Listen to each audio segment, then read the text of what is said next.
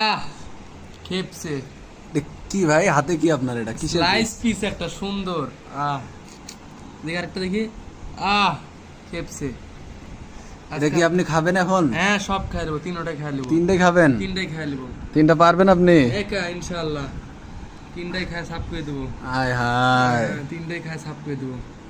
আপনার না বাসায় গেস্ট আসছে, ওনাদের দুইজন, আপনি সহ তো তিনজন। সমস্যা নেই, গেস্ট আসছে বেড়াই চলে যাবে, খাওয়া দাওয়ার বিষয়ে আমি বলতে পারবো না কিছু।